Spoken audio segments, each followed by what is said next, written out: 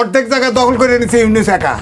তার ইউনিস মেডিকেল, ইউনিস নার্সিং হোম, অমক সমক, যান আপনি যান। সবার আগে প্রথম আলো লিখে ফেললো কি, যে এই গ্রেনেড হামলা করছে কে? বেগম খালেদা জিয়া এবং তারেক রহমান। যেমন এনসিপি আগে টুপি পরতো না, এখন টুপিও পরে, সবাই টুপি পরে। এবার নির্বাচনে 891 জন ঘোষিত কোটিপতি নির্বাচন করছেন।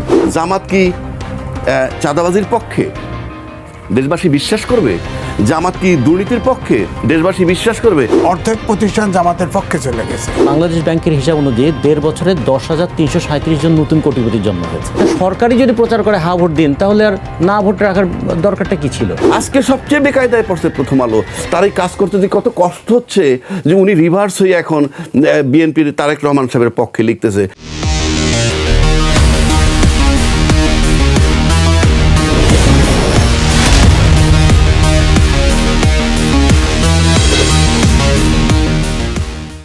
স্বাগত কালের সংলাপে। আজ আমরা সমসাময়িক নানা বিষয় নিয়ে আলোচনা করব। আজ আমাদের সাথে আলোচনার জন্য উপস্থিত হয়েছেন রাজিকুজ্জামান রতন এবং তিনি বাসদের সহ সাধারণ সম্পাদক। এরপরই রয়েছেন এম এ আজিজ, সাংবাদিক এবং কলামিস্ট।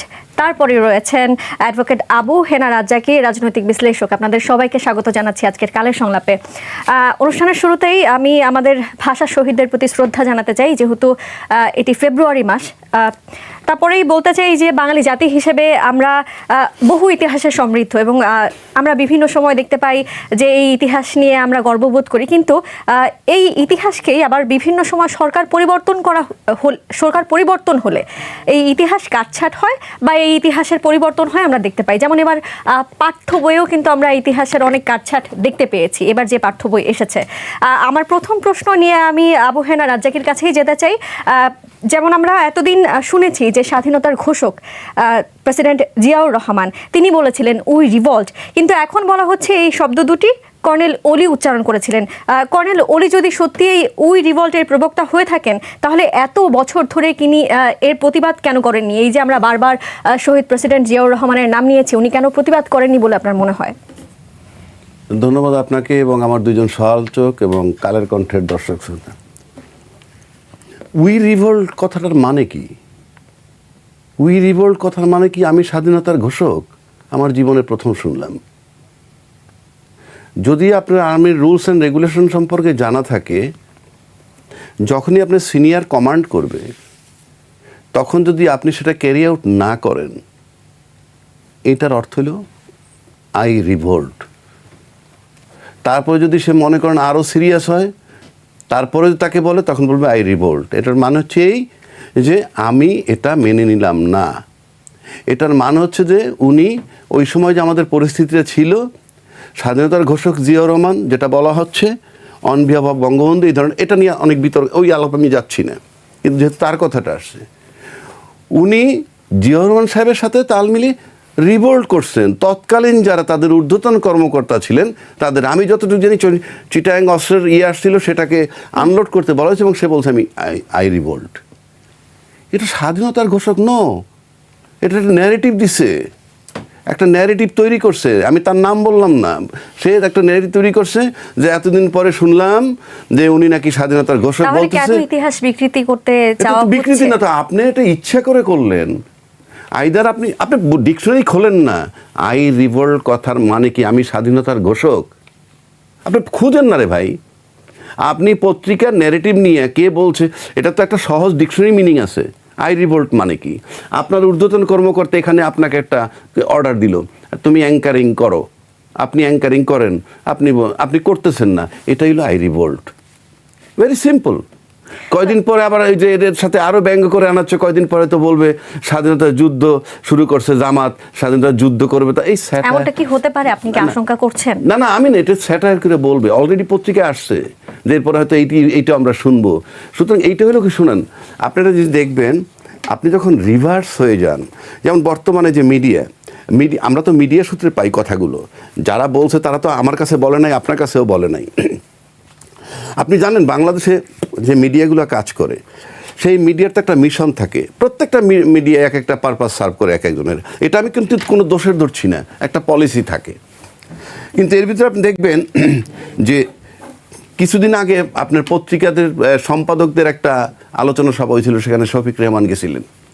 শফিক রেহমান বলছেন দুটো পত্রিকার সম্পাদককে টার্গেট করে একেবারে তাদের নাম মেনশন করে বলছেন আপনারা তো দালালি করেন, একসময় আপনারা আওয়ামী লীগের নিয়ে দীর্ঘদিন সবসময় লেখালেখি করতেন, দীর্ঘ 16 বছর এই বিএনপি সম্পর্কে কিছু লেখেন নাই, এখন আপনারা সব বিএনপির দালালি করতেছেন, এটা সে ইয়েতে বলছে। এখন এটার মানে হচ্ছে যে আপনি যেমন কতগুলো পত্রিকা আছে বাংলাদেশে যেটা জামাত ঘরানার, যদি আপনি ধরেন নয়া দিগন্ত, যদি আপনি ধরেন সংগ্রাম, আবার বিএনপি একটা পত্রিকা আছে দিনকাল, আপনি দেখবেন দিনকাল কিন্তু তাকে এস্টাবলিশ করতে পারেনি বিএনপিকে। আবার দিগন্ত, নয়া দিগন্ত ধরেন, সংগ্রাম ধরেন, তারাও যে অনেক পারছে তা নয়, কিন্তু তারা একাগ্র চিত্তে তারা জামাতের পক্ষপাতিত্ব করে যাচ্ছে, ওখান থেকে তাদের কোনো চেঞ্জ নাই। বাট আপনি যদি প্রথম আলোর দিকে আসেন, কি করতো? পাক্কা আওয়ামী লীগ ছিলেন। এই যে এখানে আজকে যে বিএনপি তারেক রহমান সাহেবের একটা সম্ভাবনা দেখা দিচ্ছে, উনি হয়তো প্রধানমন্ত্রী হবেন আমরা সবাই ভাবতেছি, সেই তারেক রহমান এবং খালেদা জিয়া সম্পর্কে 2004-এ যখন গ্রেনেড হামলাটা হয়, সবার আগে প্রথম আলো লিখে ফেললো কি, যে এই গ্রেনেড হামলা করছে কে? বেগম খালেদা জিয়া এবং তারেক রহমান। কোনো রিপোর্ট হয় নাই, পুলিশ রিপোর্ট হয় নাই, কিছুই হয় নাই, উনি লিখে দিলেন। 17-16টা বছর একেবারে অ্যাবসোলুটলি আওয়ামী লীগের পক্ষে এনটি বিএনপি হিসেবে ছিল। আজকে সবচেয়ে বেকায়দায় পড়ছে প্রথম আলো। তার এই কাজ করতে যে কত কষ্ট হচ্ছে, যে উনি রিভার্স হয়ে এখন বিএনপির তারেক রহমান সাহেবের পক্ষে লিখতেছে, এটা আপনি বোঝেন যে কত কষ্ট হইতেছে তার। এবং এই বর্তমান মিডিয়া জগতে সবচেয়ে কষ্টে আছে প্রথম আলো। শুধু কি মিডিয়ায় এমন করছে বলে আপনার মনে হয়? সমাজের সুশীলরা কি এমন করছেন না? ক্যাটাগরিক্যালি একটা পত্রিকা দেখাইলাম আপনাকে, তো এটার মানে হচ্ছে এইভাবেই লিখে আপনি রিভার্স হয়ে গেলেন।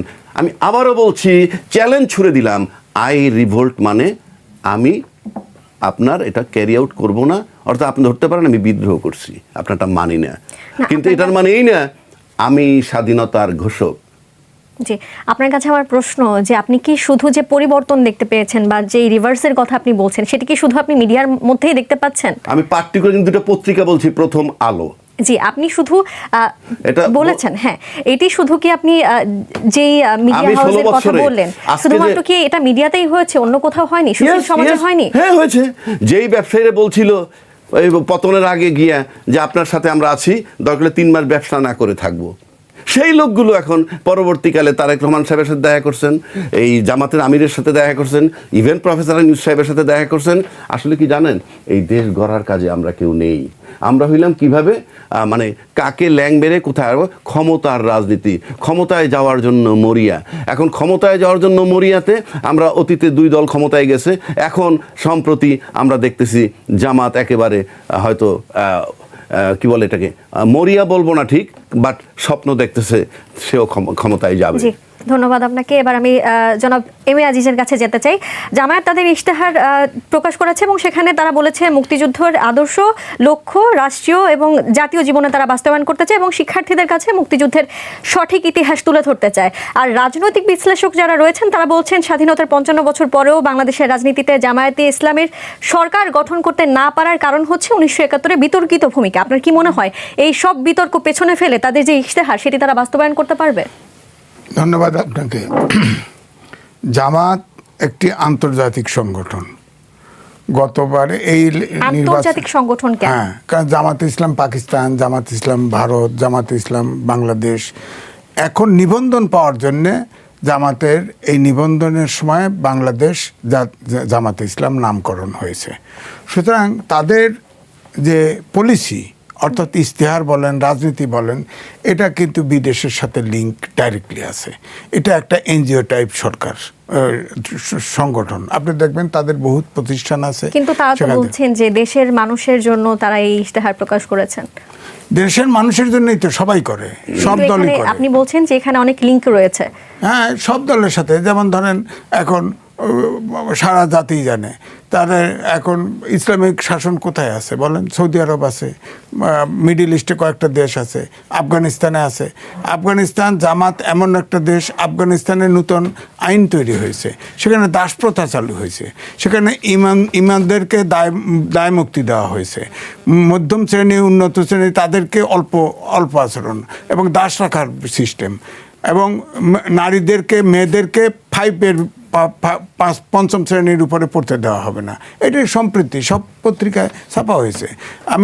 আমি পত্রিকা থেকে নিয়েছি। তো এখন নারীদেরকে হ্যাঁ, আফগানিস্তানে বর্ণ ও দাস প্রথাকে আইনি স্বীকৃতি, আলেমরা অপরাধ করলে দায় মুক্তি। 29 তারিখ ইত্তেফাক বার করেন। কাদের এটা? আফগানিস্তান? আফগানিস্তানে। ও, দেশ আফগানিস্তান এখন। আমাদের দেশ থেকে আফগানিস্তানের স্লোগান হয়েছে তো, আমরা হবো তালেবান, স্লোগান হয়েছে না? এর স্লোগান তো জামাত গেলে তো জামাতের থেকেই তো স্লোগান হয়েছে। তো জামাত তো আফগানিস্তানের, তারা তো বলছে যে শরিয়া আইন বাস্তবায়ন করবে না, এখন প্রচলিত আইন তবে ধাপে ধাপে করবে। সম্প্রতি কিন্তু তালেবান নেতা বাংলাদেশও সফর করেছেন, আমি যদি একটু জানি। নিষেধ? হ্যাঁ, নিষেধ না, নিষেধ না বলেই তো তিনি সফর। আরে ইসলামিক নেতারা আফগানিস্তানে তো তিনি সফর করতে পেরেছেন। আমার অনেক বন্ধু আছে রিক্সা চালায়, এক বন্ধু আছে রিক্সা চালায়, জি। আবার আরেক বন্ধু আছে সে খুব ভালো মানুষ না, কিন্তু আমি তো মিশি তার সাথে। জি, আমি তো টকশো সমস্যা করতেছি। নাই। জি, সমস্যা নাই তো? ধন্যবাদ। সমস্যা নাই, জনাব এম এ আজিজের কাছে সমস্যা ফিরতে নাই। চাই আবার। কিন্তু যখন রাজনীতি, হ্যাঁ, সেইটা বলেন, রাজনৈতিক দল ক্ষমতায় যাবে, রাজনৈতিক দল দেশ চালাবে, সুতরাং তাদের ইশতেহার হোক, ব্যক্তিগত আচরণ হোক, সমালোচনা করার অধিকার আমাদের আছে। অবশ্যই। সেই মর্মে আমি বলবো, আমরা জামাত যদি ক্ষমতায় আসে বা জিতে, তারা ধীরে ধীরে ফেজ বাই ফেজ শরিয়া আইন বাস্তবায়ন করবে এবং তাদের একমাত্র আগে গোড়াই আফগান, আমরা হব তালেবান স্লোগান দেওয়া আছে, সুতরাং তারা আফগানিস্তানের দিকেই ধাবিত হবে। এবং আফগানিস্তান এমন একটা জায়গা, 12টা বছর আমেরিকান ওখানে চেষ্টা করেছে, কিন্তু আমেরিকা শেষ পর্যন্ত ওখান থেকে উড্র করে চলে আসছে। সুতরাং এই জাতি অন্ধকার যুগে প্রবেশ করবে কিনা এটা ভাবতে হবে নতুন করে। এই জন্যই এখন পরিস্থিতি কিন্তু পুরো পাল্টে যাচ্ছে এবং সারা জাতি কিন্তু জামাতের এগেইনস্টে ঐক্যবদ্ধ হচ্ছে। আমি এই জন্যই বলছি, আর বেফাস কথা, খুব বডি ল্যাঙ্গুয়েজ সাংঘাতিক। তারা তো বলছে, যেমন জামাতের নায়েবে আমিরকে প্রশ্ন করা হয়েছে যে আপনাদের অনেক নেতা তো দেখা যাচ্ছে যে আপনার যারা ইয়াতে কি কয় পরকীয়া করছে, তখন বলছে ধর্ষণের সাথে পরকীয়া ভালো, বলছে না। এখন আপনি ধরেন মুসলিম আইনে আছে 4টে বিয়ে করা যায়, বিয়ে করেন, কচি কাছার আসর বসায় দেন, সারা বাংলাদেশে 18 কোটি আছে, বাসায় দেন। এখন চিন্তা করেন, একটি দেশ বিজ্ঞানের যুগে একটি দেশ দাস প্রথা চালু করছে আফগানিস্তান নতুন আইনে, অর্থাৎ যারা উচ্চবিত্ত আলেম তারা দাস নিয়ে রাস্তায় চলতে পারবে, দাস নিয়ে, এবং মেয়েদেরকে 5-এর বেশি পড়তে দিবে না। তারা হলো বাসার রানী, তারা বাচ্চা পয়দা করবে আর সংসারের রানী হিসেবে থাকবে।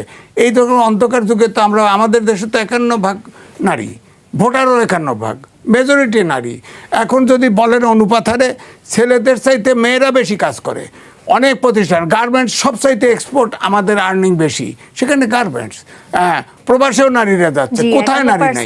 হ্যাঁ, নারী আছেন এবং বাকি আমি যাই হোক, যেটা আমি বলতে চাচ্ছি, যেটা আমি আমার প্রশ্নের উত্তরটি আসলে চাচ্ছিলাম যে আসলেই কি যে কারণে জামায়াতের এত বিতর্ক বলা হয়, রাজনৈতিক বিশ্লেষকরা বলছেন যে 1971-এর তাদের ভূমিকা নিয়ে বিতর্ক, তারা কি সেই জায়গাটা স্ট্যাবলিশ করতে পারবেন কিনা? তারা যে মুক্তিযুদ্ধের কথা বলছেন, যে আদর্শ এবং লক্ষ্য রাষ্ট্রীয় এবং বাস্তব জীবনে স্ট্যাবলিশ করতে পারবেন, সেটি পারবেন কিনা? ইলেকশনের জন্য এটা হলো টপ। 54 বছর দেশ স্বাধীন হয়েছে, একবার জামাত অনুশোচনা প্রকাশ করে নাই এবং বহুবার বহু বক্তৃতায় বলছে জামাত 71-এ যে জামাতে ইসলাম ছিল, সেই সরকারকে আনুষ্ঠানিকভাবে সিদ্ধান্ত নিয়ে, আইয়ুব খানের আর্মিকে সহযোগিতা করার সিদ্ধান্ত নিয়ে এদেশের নারীদেরকে তুলে দিছে, তাদের হাতে নারী ধর্ষণ হয়েছে, খুন হয়েছে, গুম হয়েছে, কত বিধ্বংসী কারবার, সব অংশীদার জামাত, একবারও ক্ষমা চায় নাই। এই এখনকার সময়ও আসে, এই সরকারের সময় ইনেভিনেবল, যদি আমরা কারো মনে 71-এ দিয়ে থাকি, মনে কারো 71, তাহলে আমরা ক্ষমা চাই তাদের কাছে। তো এটা তো কোনো ক্ষমা চাওয়ার না। আর গণহত্যার ক্ষমা হয় কি করে? গণহত্যা ইসলাম ধর্মে কোনো না, যে ক্ষমা বলতে চাইছেন, যেই গণহত্যা করুক, যেই সরকারি গণহত্যা করুক বা যে গণহত্যায় অংশগ্রহণ করুক, তার কোনো ক্ষমা নেই? অবশ্যই না। গণহত্যার ইসলামেও তো যে তাকে হত্যা করবে, এখন আমার সন্তানকে হত্যা করলে আপনি সে মাপ চাইলেই হত্যা হবে, মাপ হয়ে যাবে? গণহত্যাকারীর কোনো বিচার নাই। হ্যাঁ, তাহলে তো হিটলার, মুসলিনি, এখনও নাৎসিদের বিচার হচ্ছে তো। সুতরাং গণহত্যাকারীর বিচার হতে হবে।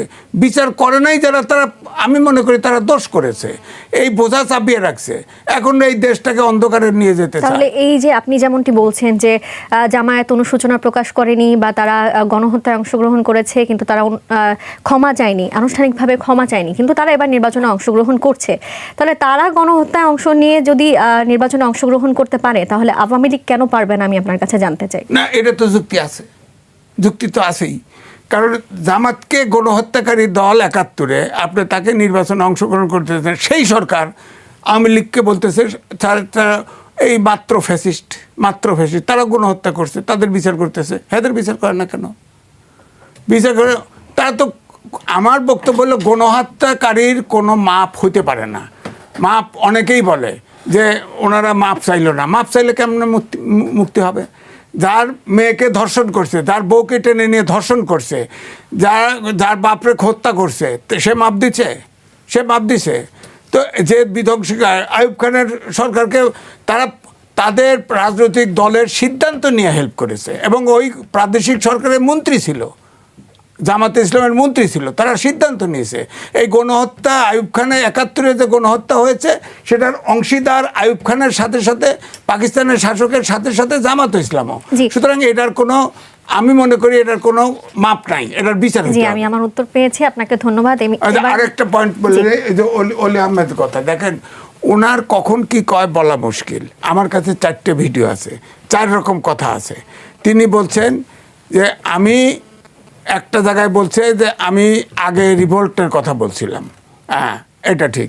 আবার উনি আবার বলছে আরেক জায়গায় বলতেছে ইন্টারভিউতে যে শহীদ প্রেসিডেন্ট জিয়াউর রহমান তিনি আমার সিনিয়র ছিলেন, হ্যাঁ, সুতরাং আমি তার সাথে গিয়েই রিভোল্ট করছি, হ্যাঁ, এবং তিনি, আমি সাথে ছিলাম, উপস্থিত ছিলাম, তিনি স্বাধীনতার ঘোষণা করেছেন, হ্যাঁ, তিনি বলেছেন, হ্যাঁ। আবার ইন্টারভিউ ছাপা হয়েছে, এই যে আপনাদের এই যে হাউজের আপনার নিউজ 24-এও একটা ইন্টারভিউ ছাপা আছে, সেটাও আছে। সেখানে সে পরিষ্কার বলেছে যে ওই সময়ে বলছে যে প্রেসিডেন্ট জিয়া এবং সে অস্থায়ী রাষ্ট্রপতিও তিনি ঘোষণা করেছেন। তাহলে তিনি এগুলো তো তিনি আগে থেকেই জানতেন, তাহলে তিনি আগে কেন কথা বলেননি, এখন এ ধরনের কথা বলছেন, সেটি কেন মনে হচ্ছে? এটা হলো যে অনেক কথা আলোচনায় আসে না, আলোচনা আসে। মেজর আখতারুজ্জামান আর উনি জয়েন করছে, আর ইব্রাহিম সাহেব আগে। ইব্রাহিম সাহেব তো ওপেন খোলামালা বলে দিছে, তাকে 10 কোটি টাকা শেখ হাসিনা দিছে, ইলেকশনে চলে গেছে তো, এটা ওপেন বলছিল তো সে। তারপরে এই যে মেজর আখতারুজ্জামান 5 বার তার পাগলামি করার জন্য 5 বার এক্সপেল্ড হয়েছে, 5 বার নমিনেশন দিয়েছে, এবার নমিনেশন দেয় নাই, সে জামাতে গেছে এমপি হওয়ার জন্যে। অলি আহমেদ তার ছেলেকে এবার এমপি বানাবে, ওই সিটে যদি ছেলেকে নমিনেশন দিতে হয় জামাতের ভোট ওখানে বেশি, বিএনপি তো দিচ্ছে না, তো সুতরাং সে জামাতে জয়েন করছে। এটা হলো মূল ইতিহাস। এখন যাওয়ার পরে এখন জামাতের সুরে কথা বলতেছে, যেমন এনসিপি আগে টুপি পরতো না, এখন টুপিও পরে, সবাই টুপি পরে এখন, কারণ আমাদের দেশের কালচার টুপি পরে। জামাতের ভিতরে ঢুকছে মানে জামাতের ভাষায় কথা বলতে হবে, এটা পরিষ্কার, কারণ এটা একটা রেজিমেন্টেড শক্তি। আপনি এটা বলতে চাচ্ছেন যে কারোর সাথে জোট করলে বা কোনো দলে ঢুকলে সেই সুরেই কথা বলতে হবে, নিজের আদর্শ প্রতিষ্ঠিত করা যাবে না। মোটামুটি তাই আমাদের দেশের রাজনীতি যা, মোটামুটি তাই। তবে জামাতের ক্ষেত্রে এক সুতা হেরফের হওয়া যাবে না, এক সুতা না। জি, আপনাকে ধন্যবাদ। আবারও আপনার কাছে ফিরবো। এবার আমি রাজিকুজ্জামান রতনের কাছে যেতে চাই। যেহেতু জামায়াতের ইশতেহার প্রকাশ হয়েছে, আমি এই ইশতেহারকেই গুরুত্ব দিতে চাই আজকের আলোচনায়। আমির সাহেব তিনি বলেছেন যে নারীরা ক্ষমতায় এলে বেসরকারি চাকরি যারা যেই সব নারীরা করেন তাদের কর্মঘণ্টা 5 ঘন্টা করা হবে, এবং এই 5 ঘন্টার যেই বেতন বা স্যালারি আসে সেটি ওই প্রতিষ্ঠান দেবে, বাকি যে 3 ঘন্টা সেই অর্থ দেবে সরকার। জানতে চাই এই যে 3 ঘন্টা কাজ বা যে নারীরা করবেন বা বেসরকারি চাকরিজীবী যেসব নারীরা রয়েছেন তার যে বেতন 37.5%, এই বেতন কি আসলে এই মুহূর্তে সরকারের পক্ষে পরিশোধ করা সম্ভব হবে কিনা? কারণ এখন তো দেশ নানান জায়গায় ঋণের জর্জরিত, এরপরে তারা যদি ক্ষমতায় আসে সেই ঋণ শোধ করা কি আগে শ্রেয় হবে, নাকি 37.5% বেতন পরিশোধ করা আগে ঠিক হবে বলে আপনার মনে হয়?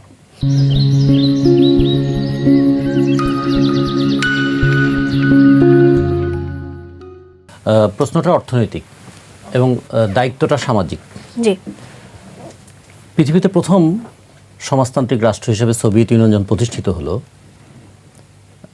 1917 সালে, তার 2 বছর পরে তৈরি হলো আইএলও, ইন্টারন্যাশনাল লেবার অর্গানাইজেশন।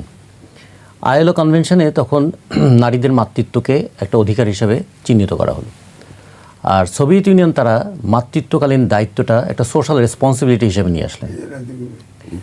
তো সোশ্যাল রেসপন্সিবিলিটি হিসেবে নিয়ে এসে তারা বললেন যে মাতৃত্বটা কোনো একজন নারী ব্যক্তিগতভাবে মা হন, কিন্তু দায়িত্বটা নিতে হবে গোটা সোসাইটিকে। সেখান থেকে কথা শুনতে মাতৃত্বকালীন সময়ে ছুটি পাবেন কি? যে দাবি নিয়ে এখনও আমরা আন্দোলন করছি, আমরা মাতৃত্বকালীন ছুটি 6 মাস সবার জন্য বাস্তবায়ন করার দাবি করছি। সেই কথাটা কিন্তু এড়িয়ে গেছেন, মাতৃত্বকালীন ছুটির কথাটা।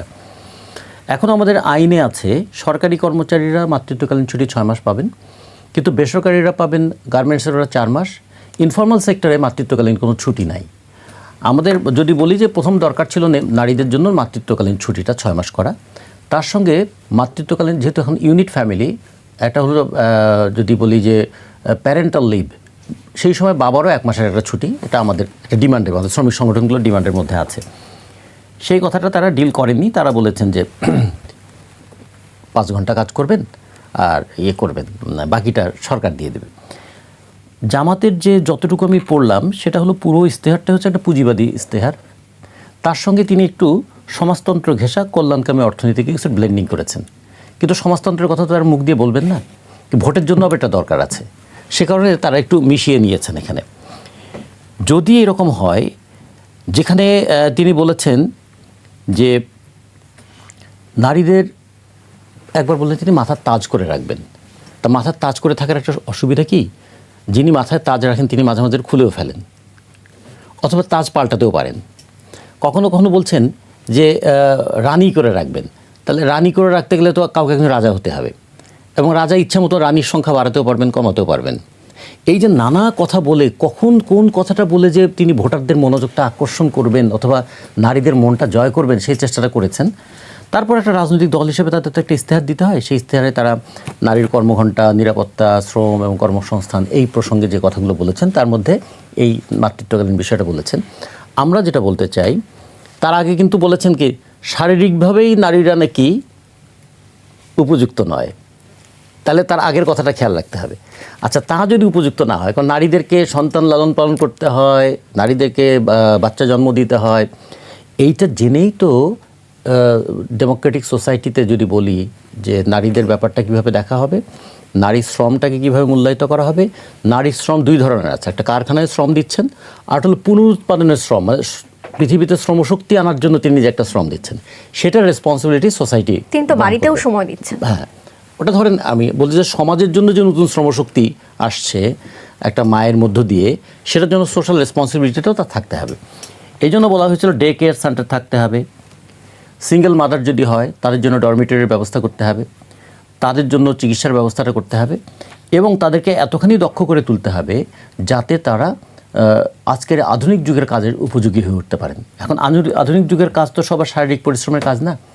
বেগম রোকেয়া একসময় বলেছিলেন যদি গায়ের জোরটাই শ্রেষ্ঠত্বের বিষয় হতো তাহলে হাতিই হতো প্রাণীকুলের মধ্যে শ্রেষ্ঠ। তাহলে গায়ের জোর তো না, এখন তো আসছে যুক্তির জোর, এখন আসছে বুদ্ধিমত্তার জোর, এখন আসছে নাগরিক অধিকারের প্রশ্ন।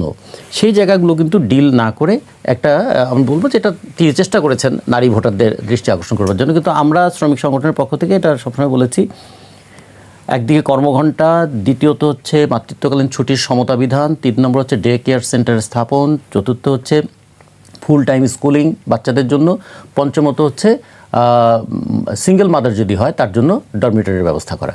এগুলো হলো একটা প্যাকেজ হয় যে একটা নারী যেন কর্মক্ষেত্রে কখনোই বিড়ম্বনার মধ্যে না পড়েন। বাংলাদেশের প্রেক্ষাপটে এই এতগুলো যে প্ল্যানের কথা বললেন আপনি, সেগুলো কি আসলে ফুলফিল হওয়া বা পরিপূর্ণ হওয়া সম্ভব? একদম সম্ভব, কালকেই সম্ভব। কীরকম সম্ভব দেখুন, আমাদের এখানে এখন আছে ল্যাকটেটিং মাদার্স একটা বেনিফিট আছে। আপনি জানেন যে একজন মা যদি একটু আর্থিকভাবে হন, প্রতি মাসে তাকে 800 টাকা সরকার থেকে দেওয়া হয় শুধুমাত্র বাচ্চাকে দুধ খাওয়ার জন্য, না নিজের যে পুষ্টিটা লাগবে সেটার জন্য। আমাদের এখানে নানা ধরনের প্যাকেজ বেনিফিট আছে, 95 ধরনের আমাদের এখানে বিষয় আছে। সেফটি নেট প্রোগ্রাম, এই সেফটি নেট প্রোগ্রামগুলোকে যদি একটা সিঙ্গেল প্যাকেজে নিয়ে আসা যায়, তাহলে এখানে যদি আমি মিসইউজটাকে ঠেকাই আর তার সঙ্গে যদি সোশ্যাল রেসপন্সিবিলিটিটা বাড়াই, তাহলে এটা কিন্তু ম্যানেজ করাটা খুব কঠিনতম ব্যাপার না। 7,90,000 কোটি টাকার বাজেট এটা, ফলে এখানে এটা এত ফেলনার বিষয় নয়। দ্বিতীয়ত হচ্ছে আমাদের জনসংখ্যার 51% নারী, কিন্তু কর্মশক্তিতে আছে মাত্র 36% নারী। এর মধ্যে 2-1টা সেক্টর আছে যেখানে নারীদের সংখ্যাটা বেশি, যেটা গার্মেন্টস, একসময় 80 ছিল, এখন সেটা 56-তে নেমে এসেছে। তো ফলে যদি আমাদের কর্মক্ষম নারীদেরকেও কর্মক্ষেত্রে নিয়ে আসতে হয়, তাহলে 3টা জিনিস এখানে খুব লাগবে। একটা হলো তার কাজের সমকাজের সমমজুরির বিধানটা চালু করতে হবে। 2 নম্বর হচ্ছে তাকে যেটা বলবো যে জাস্ট রেমুনারেশন মানে ন্যায্য পারিশ্রমিকের জায়গাটা আসতে হবে, তার সঙ্গে থাকতে হবে সোশ্যাল সেফটি অ্যান্ড সিকিউরিটির প্রশ্নটা থাকতে হবে। এগুলো আমাদের এখানে এমন কোনো অর্থনৈতিক চাপ তৈরি করবে না যেটা একটা রাষ্ট্রের পক্ষে মেনে চলাটা সম্ভব নয়। কথা রাষ্ট্রের নজরটা কোন দিকে থাকবে, রাষ্ট্র নারীকে কিভাবে দেখবে, সমাজ নারীকে কিভাবে দেখবে, সমাজ নারীকে কি সন্তান উৎপাদনের যন্ত্র হিসাবে দেখবে, নাকি সমাজ নারীকে এই সমাজের একজন নাগরিক হিসেবে দেখবে। নাগরিক হিসেবে তার যা যা প্রাপ্য সেই প্রাপ্য দেওয়ার ক্ষেত্রে সমাজকে ভূমিকা পালন করবে। কেউ যদি বেশি দায়িত্ব পালন করে তাহলে তার জন্য কি বেশি ব্যবস্থা থাকবে, কি এটা কি তখন সুবিধা হবে নাকি তখন রাইট হবে? এই বিষয়গুলো কিন্তু একটা থিওরিটিক্যাল ডিবেট। যখন পলিটিক্যাল একটা ইস্তেহার তৈরি হয়, ইস্তেহারে কিন্তু সবসময় শুধু ইকোনমিক ডিমান্ডটা থাকে না, ইস্তেহারে থাকে তার দৃষ্টিভঙ্গি। এই দৃষ্টিভঙ্গি তিনি কতদিনে পূরণ করবেন? 5 বছরে, 10 বছরে, 15 বছরে? প্রথমে বলা হয় একটা নির্বাচন হলে তো মিনিমাম 5 বছর, আর তারপরে যদি রাজনৈতিক ইস্তেহার, তাহলে এটা তার রাজনৈতিক দলের একটা দায়িত্বের অংশ হিসেবে পড়ে। ফলে আমরা মনে করি যে শুধু নারীর বিষয়টা না, আর একটা বিষয় একটু খেয়াল করার মতো, শুরুতেই আলোচনাটা আসছিল আমাদের রবীন্দ্রনাথের একটা লেখা আছে না, সেই সত্য যা রচিবে তুমি। রাম নারদকে বলা হচ্ছে তুমি কোনটা সত্য যেটা তুমি সত্য রচনা করবে। এখন আমরা যে একটু আগে আপনি যে রিভোল্ট আর ইয়ের কথা বললেন, আবার একটা ব্যাখ্যাও দেওয়া হলো রিভোল্ট মানে কি, উই এবং আই এর মধ্যে পার্থক্য কি জানতে চাই।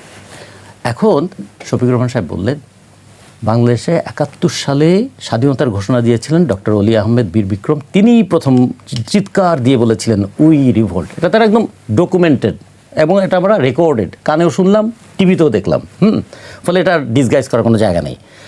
আর অলি আহমেদ নিজে বলেছিলেন, জিয়াউর রহমান সাহেব সন্ধ্যার পরে বাংলাদেশের স্বাধীনতার ঘোষণা করলেন, আমি পাশে বসা ছিলাম, এখানে কোনো সাক্ষীর প্রয়োজন নেই।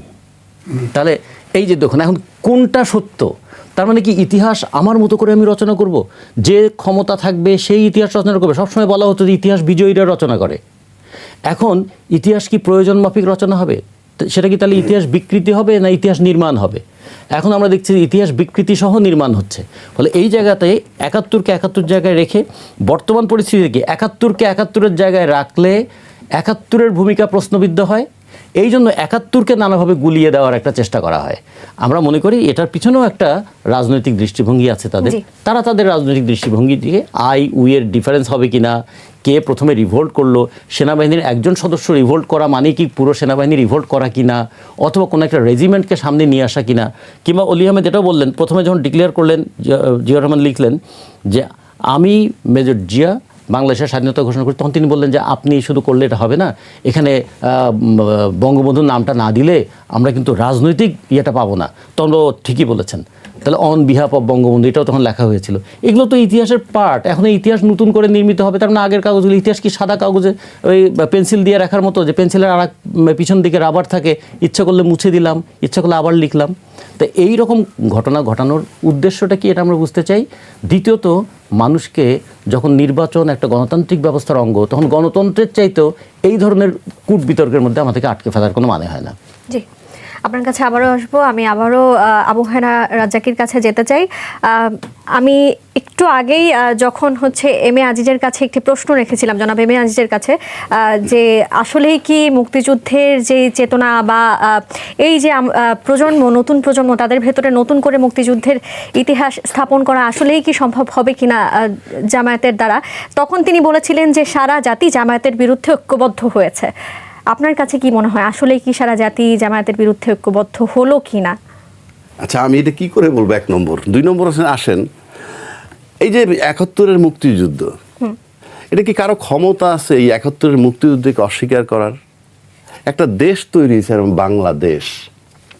আপনি যে লোকটা বাংলাদেশের ইতিহাস মানে বাংলাদেশের সম্পূর্ণ বিরোধী কোনো ব্যক্তিরও যদি আমি লিখতে দেই যে ভাই তুমি বাংলাদেশের ইতিহাসটা লেখো, তো এই বাংলাদেশ কেমনে জন্ম হইল, কিভাবে, কে পারবে 71-এর যুদ্ধ বাদ দিতে? আমরা যে গল্পগুলা করি, কি কারণটা কি? আপনি ইতিহাস কিভাবে বাদ দিবেন? আপনি 71 বাদ দেন না, তারা আরও পিছিয়ে যান। কোনটা বাদ দিবেন? 49, 69, 52, কোনটা বাদ দিবেন আপনি বলেন তো? কারো ক্ষমতা আছে? এটা তো ইতিহাস। সেটা নিয়ে আমরা কুস্তি লড়তেছি কেন? আমাদের দেশের ভাবটা কেমন হয়েছে জানেন? মুক্তিযুদ্ধের পক্ষের শক্তি ছিল শেখ হাসিনা মানে আওয়ামী লীগ। এখন তার একদিকে সবাই বলে ফেসিজম পতন হইছে, আবার একদিকে বয়ানে ফেসিজমের পতন, এরকম এখন এস্টাবলিশ করতেছে আওয়ামী লীগ চলে গেছে মানে মুক্তিযুদ্ধ চলে গেছে। আরে মুক্তিযুদ্ধ রাষ্ট্রের সম্পদ, কোনো ব্যক্তির না। বাট ব্যক্তি উদ্যোগ নেন, সেটা সমষ্টিগতভাবে হয়ে বা কালেকটিভলি মানুষ কারো না কারো নেতৃত্ব নিতে হবে। বঙ্গবন্ধু ছিলেন সেই নেতা।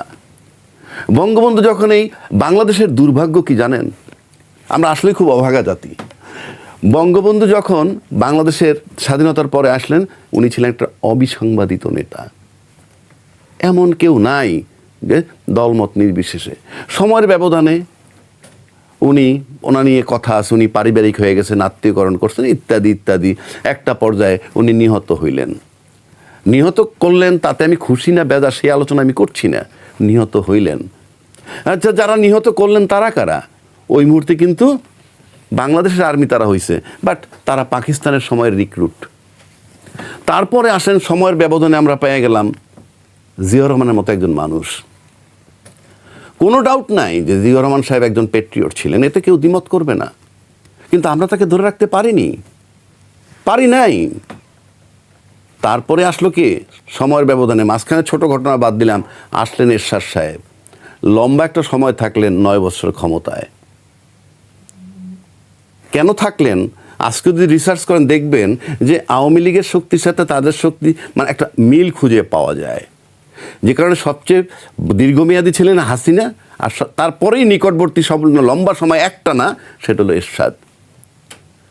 আবার বেগম খালেদা জিয়ার কাছে যদি আসি, উনি একজন মারাত্মক মহিলা ছিলেন। উনি কিন্তু 2টা টার্ম ছিলেন, তাও ওই কি বলে এটাকে তত্ত্বাবধায়ক বিধান ছিল বলে, তা না হলে উনি একবার থেকে তারপর থাকতে পারতেন না। তারপর কিন্তু লম্বা সময় বেঁচে ছিলেন, কিন্তু ক্ষমতার স্বাদ আর নিতে পারেননি। কারণ আওয়ামী লীগের গুণে গুণান্বিত ছিলেন না, আওয়ামী লীগের নিকটবর্তী গুণে গুণান্বিত ছিলেন এরশাদ, তাই সে লম্বা সময় ছিল 9 বছর। যদি বেগম খালেদা জিয়া আওয়ামী লীগের গুণে গুণান্বিত থাকতেন, তিনি আরো বেশি সময় থাকতে পারতেন। এটা আমার ধারণা। কেন সেটা তো বললামই কেন, এবং কেন বললাম সেটা সেখানে দেখেন আজকে বিএনপি কিন্তু শিফট করে ফেলছে। খালেদা জিয়ার সময় প্রথম আলো তার বিরোধী ছিল, কিন্তু আজকে কিন্তু বিএনপির পক্ষে প্রথম আলো। এটা আপনাকে বুঝতে হবে। এইটা যদি না বোঝেন তাহলে আমার আর কিছু বলার নাই। খালেদা জিয়ার পক্ষে প্রথম আলো থাকলে উনি ক্ষমতা থেকে সরে এরকম তার করুণ মানুষ পার করতে দেন। আরেকটা কথা শেষ করে দিই, এখানে আমি দেখি জামাত নিয়ে আমরা কথা বলি অলওয়েজ। জামাত কি শুধুই নারী বিদ্বেষী? আমি ধরে নিলাম জামাত নারী বিদ্বেষী, যেভাবে উপস্থাপন আমরা করতে চাই নারী বিদ্বেষী। জামাত কি শুধুই নারী বিদ্বেষী? 53 বছর 54 বছর দেশটা স্বাধীন হয়েছে, নিশ্চয়ই জামাত ক্ষমতায় ছিল না। যারা ছিল তারা তো নারী বিদ্বেষী না। কিন্তু এই 54 বছরের মধ্যে একজন নারী প্রধান বিচারপতি আমরা পেয়েছি, একজন পুলিশের আইজিপি পেয়েছি, একজন আর্মি চিফ আমরা পেয়েছি, পাইনি। বরং দায়িত্বশীল নেতার কিংবা ধনী লোকের যারা কন্যা কিংবা স্ত্রী ঘরে বসে রয়েছে, কেন? তাদের যোগ্যতা নাই কাজ করার। বছর আসেনি বলে কি আমরা সামনেও পাবো না? কথা তো সেটা না। আপনি 53 বছর আনতে পারলেন না কেন? এখানে তো কেউ নারী বিদ্বেষী নাই। আর উনি নারী বিদ্বেষী এই জন্য না আনা যাবে না, আপনি বুঝলেন? আমি আর্গুমেন্ট করতেছি। আমাদের স্পিকার তো নারী ছিলেন। আর স্পিকার নারী ছিলেন, আপনি যদি ওইটা বলেন তাহলে তো ওই প্রধানমন্ত্রীও নারী ছিলেন। কিন্তু বেগম রোকেয়ার ইতিহাস টানেন কেন তাহলে নারী মুক্তির ব্যাপারে? এই ইতিহাসই তো টানতে পারেন। এবং পারিবারিকভাবে হয়েছেন, যিনি প্রধানমন্ত্রী হয়েছেন, মানে টপে গেছেন, তিনি গ্রাসরুট লেভেলে দায়িত্ব পালন করতে করতে কিন্তু এসে হয়েছেন, হননি? কারণ এই বিতর্কে আমি যাচ্ছি না। আমি বলছি আমি নারী বিদ্বেষী যে আমরা বলতেছি, নারী বিদ্বেষী যে বলতে আমরা পাইছি কি না আইজিপি 55 বছরে পাইনি কেন? আমার বক্তব্যটা ওখানে। আর আমরা উনি আসলেই হবে আফগানিস্তান হবে, তাহলে তো গণতান্ত্রিক দেশের সিম্বল আমাদের দেশে আছে। আমরা কেমন গণতান্ত্রিক দেশ ছিলাম? এই গণতান্ত্রিক দেশ কি আমেরিকা? এই গণতান্ত্রিক দেশ কি ইন্ডিয়া? যেইভাবে আমরা গণতন্ত্র করেছি, আমরা এখানে বসে এখনই কল্পনা করতেছি আমরা আফগানিস্তান হয়ে যাব। এই যে কল্পনা। আচ্ছা, জামাত কি চাঁদাবাজির পক্ষে? দেশবাসী বিশ্বাস করবে? জামাত কি দুর্নীতির পক্ষে? দেশবাসী বিশ্বাস করবে? জামাত নারী বিদ্বেষী, জামাত কি প্রমাণ করছে? চাঁদাবাজির পক্ষে তো কোনো দলই কথা বলে না। কোথায়? চাঁদাবাজির পক্ষে তো কোনো দল। দুর্নীতির পক্ষে না, না, আমি বলছি জনগণের বিশ্বাস কে পক্ষে বলে আর বিপক্ষে বলে। আমি আপনার একটা জিনিস ক্লিয়ার করে দিই, জামাত বিরোধটা মূলত কোথায়? আমি জামাতের পক্ষে তর্ক করতে চাই, আমরা যেহেতু আলোচনার বিষয় তাই বলতেছি।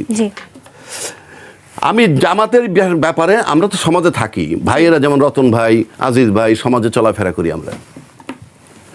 জামাতের ব্যাপারে সবাই নিশ্চিত কতগুলা জিনিস নিয়ে। 1 নম্বর, দুর্নীতি করতে পারবে না। 2 নম্বর, মানে কি বলে, আমলা হইলেই আপনার গুলশান বনানীতে প্লট নিয়ে যাবেন, এইগুলো হবে না। তারপরে আপনার ব্যবসায়ী অলিগার্ক যারা আছে, রাজনীতিবিদদেরকে নিয়ন্ত্রণ করে, এই সমস্ত হাত পড়বে। মিডিয়া সকাল বিকাল যে মতো তার মত মতো পরিবর্তন হয়ে যায়, এখানে হাত পড়বে। এইটাকে সামনে আনতেছে না। এইটাকে সামনে না এনে ওই একটা বিষয় শুধু নিয়ে আসে, নারী বিদ্বেষী। তারা নারী বিদ্বেষী ইস্যুটা সামনে নিয়ে আসে। বিশ্বাস করেন ওইগুলো হলো মেইন ফোকাস। ওইগুলো ওরা জানে যে জামাত আসলে এইটা হবে, ওটাকে সাবসাইড করে খুব সস্তা আলাপ করে। নারী বিদ্বেষী, আমি ইংলিশ প্যান্ট পরে অভ্যস্ত, আমি টি শার্ট পরে অভ্যস্ত, আমার এই পোশাক থাকবে না, একটা জুজুর ভয়। কারণ তার চেয়ে বড় আতঙ্ক হলো ওইখানে। আপনি ভালো করে লক্ষ্য করে দেখেন এই দেশে, মানে আপনি বলতে যাচ্ছেন যে এই যে নারীদের মনে যে ভাবনা সৃষ্টি করা হচ্ছে জামাতের বিরুদ্ধে, ওটাকে সেটি ঢেকে রাখার আসলেই জন্য। জুজুর ভয়। ওটা ঢেকে রাখার জন্যে আরো যে কাজগুলা করবে। কেন আমি বলি, ধর্ষণের সেঞ্চুরি হয়নি জাহাঙ্গীরনগর বিশ্ববিদ্যালয়ে, তখন কি দেশে জামাত ছিল ক্ষমতায়? সুবর্ণচরে উলঙ্গ করে, মহিলার কাপড়টাকে উলঙ্গ করে তারপরে সেই কাপড়টা ঘুরায়নি। তারপরে আপনার এই কি শাপলা চত্বরে যে লোক হত্যা হয়নি, আরও নারী বিদ্বেষী আচরণ বাংলাদেশে হয়নি, তখন কি জামাত ক্ষমতা? আমি একটাই বলছি, ধর্ষণের সেঞ্চুরি যখন করছে তখন কে ক্ষমতায় ছিল? সুতরাং আমি বলছি না আপনি নারী বিদ্বেষী একটা বিষয় আনেন অন্যগুলা চাপা দেওয়ার জন্যে, অন্যগুলা যাতে কেউ কিন্তু আলোচনা করে। তাহলে কি জামাত দুর্নীতি করবে? জামাত চাঁদাবাজি করবে? শুধু নারী বিদ্বেষী জামাত? অর্থাৎ ওই বিষয়গুলা মারাত্মক হাইলাইটেড, মানে মারাত্মক ব্যাপার, এইগুলোকে চাপা দিয়ে রাখার জন্যে। আপনি দেখেন না দুর্নীতি কারা করে? দুর্নীতি করার সাথে সম্পৃক্ত হতে হয় আমলা, মিডিয়া এবং ব্যবসায়ী অলিগার্ক শ্রেণী, তার সাথে পলিটিশিয়ান। তো এই 3টা সেক্টরের জাস্ট দাবার গুটি। আপনি দেখেন সমস্ত অলিগার্ক যারা ব্যবসায়ী ছিল আওয়ামী লীগের সময়, যাদেরকে আমরা নিন্দা করছি, তাদের সমস্ত সম্পত্তি একইভাবে ইনট্যাক্ট আছে, পাহারা দিচ্ছে আজকের রাজনীতিবিদরা। জি, আমি আমার উত্তর পেয়েছি। আমি আপনাকে আরো একটি প্রশ্ন করতে চাই। এই যে কিছুক্ষণ আগে রাজিকুজ্জামান রতনকে প্রশ্ন করেছিলাম, জনাব রাজিকুজ্জামান রতনকে প্রশ্ন করেছিলাম যে 5 ঘন্টা করে নারীরা, বেসরকারি যেই সব নারীরা আছেন যারা বেসরকারি চাকরি করেন, তারা 5 ঘন্টা কাজ করবেন, বাকি 3 ঘন্টার যে বেতন বা স্যালারি সেটি সরকারের পক্ষ থেকে দেওয়া হবে। এটি যেমন বলেছে জামায়াত, তেমনি বিএনপির পক্ষ থেকে বলা হয়েছে ফ্যামিলি কার্ডের কথা। এখন আপনার কাছে এই যে নতুন করে এই বিষয়গুলো এখন সোশ্যাল মিডিয়ায় জনসাধারণের মনে, সাধারণ মানুষের মনে আলোচনার টেবিলে এই যে উঠে আসছে, এই টপিকগুলো কি আসলে বাস্তবসম্মত মনে হচ্ছে কিনা জানতে চাই। নাম্বার 1, আমি আগে জামাতের বিষয়টা বলি। ভাই রতন ভাই যে হিসাবটা দিলেন, আপনি বলছেন 37% টাকা তারা ফ্রি পাবে ওই হিসাবে, অর্থাৎ বেতনের 37% টাকা তারা ফ্রি পাবে কাজ না করে, শুধু হিসাবে হইল এটা। অর্থাৎ আপনার 8 ঘন্টা ডিউটি বা 9 ঘন্টা ডিউটি, আমি 5 ঘন্টা করাইলাম, 4 ঘন্টা করাইলাম না, বা 3 ঘন্টা করাইলাম না, ওইটার টাকাটা দিব। এখানে 2টা জিনিস অ্যাসেস করতে হবে আমার ব্যক্তিগতভাবে। ওই নারী 8 ঘন্টায় যতটুকু কাজ করতো সেটুকু সে 5 ঘন্টায় করতে পারবে কি না, এটা একটা প্রশ্ন। যদি করতে পারে, কারণ একটা জরিপ থাকে তো, হিসাব নিকাশ থাকতে পারে, যদি করতে পারে তাহলে সে 5 ঘন্টা কাজ করে যদি 8 ঘন্টার পয়সা নেয়, তাহলে সেই নারী আমার কাছে মনে হয় না দ্বিমত করবে। কেননা তার সংসারে কাজও করতে হয়, নারীরা তাই করে আমাদের দেশে। সেটা যদি পারে, এখন আসেন, যদি পারে নারী করবে যে আমি 8 ঘন্টায় করে আসলাম, 5 ঘন্টার মধ্যে 8 ঘন্টার কাজ করে আসলাম, ইন এডিশন 3 ঘন্টা আমি সংসার দিলাম। এখন আসেন টাকাটা, এটা একটা বিরাট প্রশ্ন। তখন তো টাকার প্রশ্ন আসে না, কারণ আমি তো 8 ঘন্টার কাজই 5 ঘন্টায় করাই নিছি, এটা তর্কের খাতিরে বলছি। আর যদি বিষয়টা এমন হয় যে 8 ঘন্টার কাজ 5 ঘন্টা করে 3 ঘন্টার কাজ বাকি রয়ে গেল, কিন্তু টাকাটা দিবে, তাহলে এটা রাষ্ট্রের লোকসান। তাহলে সেক্ষেত্রে তাকে ব্যাখ্যা দিতে হবে শফিক সাহেবদেরকে যে আপনি যেই টাকাটা তাহলে এডিশনাল লাগতেছে, কেননা সে 8 ঘন্টায় যে কাজ করতে পারতো সে 5 ঘন্টা, এই যে 3 ঘন্টা কাজ না করেও যদি একজন নারী টাকা পান, তাহলে যেসব নারীরা কাজ করেন না তারাও তো এই দাবি করতে পারেন যে যারা কাজ করছেন তারা যদি কাজ না করেই 3 ঘন্টা টাকা পায়, তাহলে তারাও পেতে চাইবেন, এমন কথাটা বোঝাতে চান। আমি তো বলছি সে যদি 3 ঘন্টা কম করে, কিন্তু 8 ঘন্টার কাজ যদি 5 ঘন্টায় করে চলে যায়, সেই 5 ঘন্টায় যদি করে চলে যান, সেটি যদি পান তাহলে এক কথা, আর যদি এমন হয়, আর যদি না পান তাহলে এই কথা আসবে। সেটা তো তারা বলছে, তখন তাকে টাকার যোগান, এটা একটু ঘাটতি, তখন কি এই টাকাটা ঘাটতি।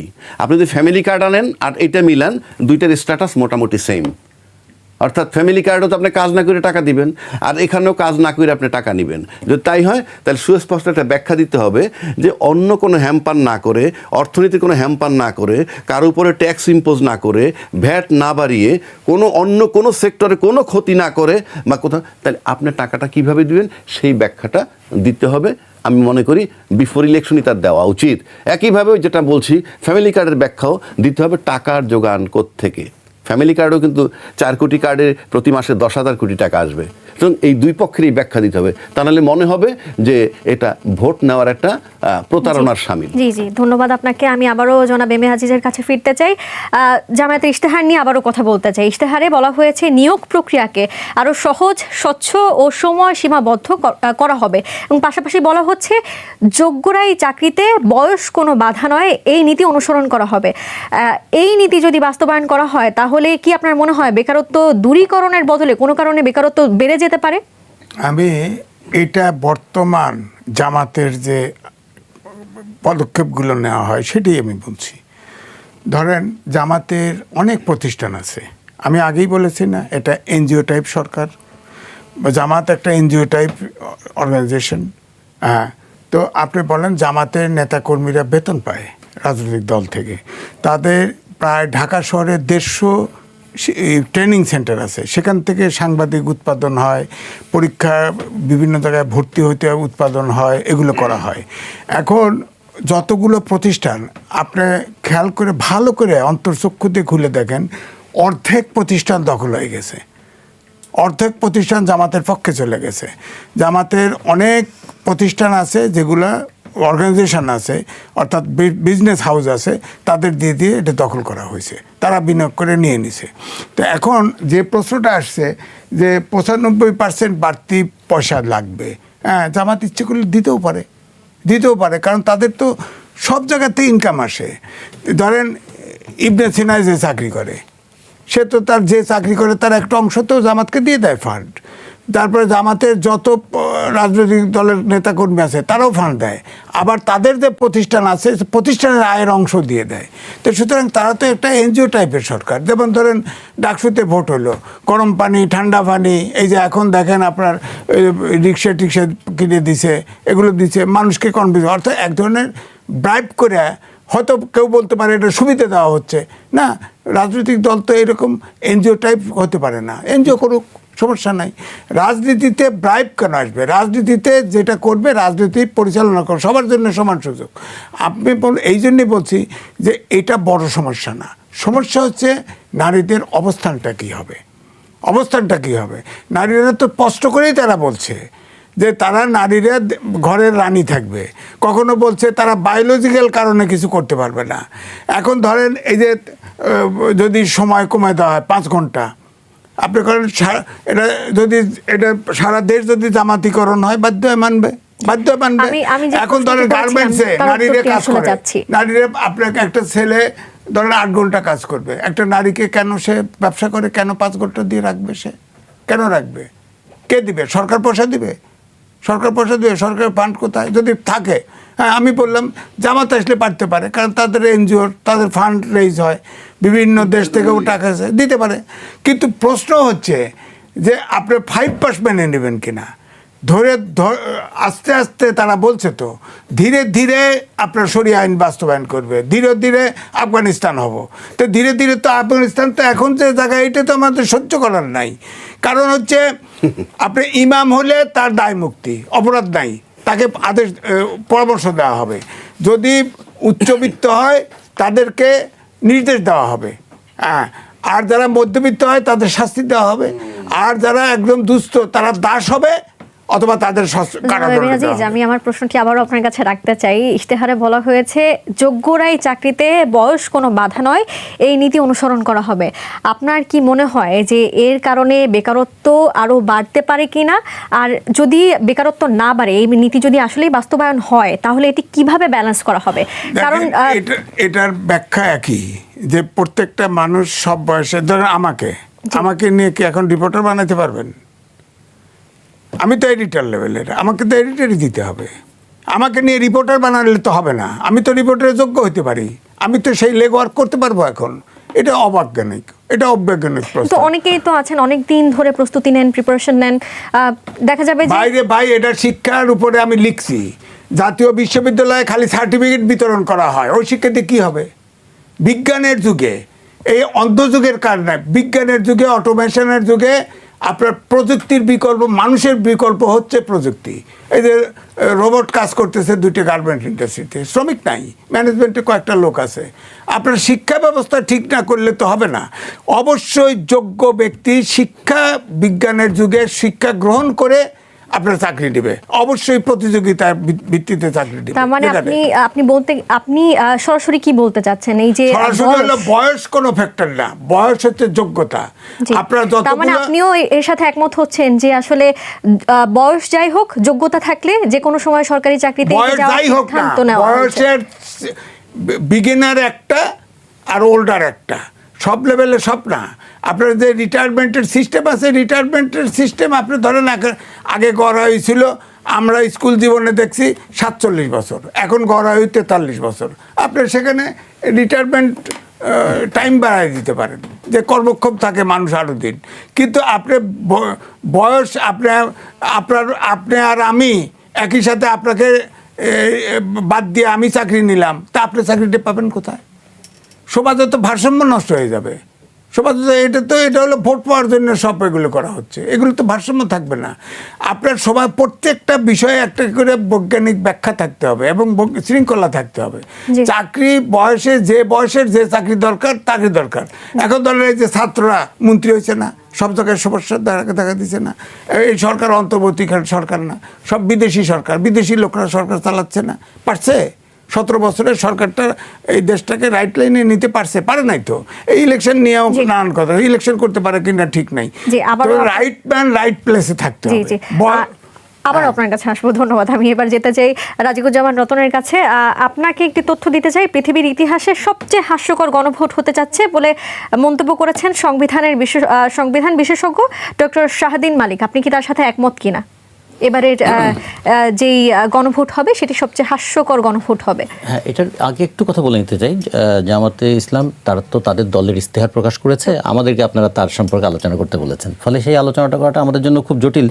তারপরে বলবো তারা যেটা বলেছেন, তিনি কিন্তু আরো একটি মন্তব্য করেছেন, আমি একটু বলি। 12 ফেব্রুয়ারির সংসদ নির্বাচনের কথা যেটি তিনি বলেছেন এটি আসলে একটি স্থানীয় নির্বাচনের মতো হতে যাচ্ছে। জামাতের আমির বলেছেন যে আমাদের ইস্তেহার হলো না, আমি আগেরটা শেষ করি। জামাতের আমির বলেছেন যে আমাদের ইস্তেহার হলো জনবান্ধব, ব্যবসা বান্ধব, শান্তি বান্ধব ও শৃঙ্খলা বান্ধব।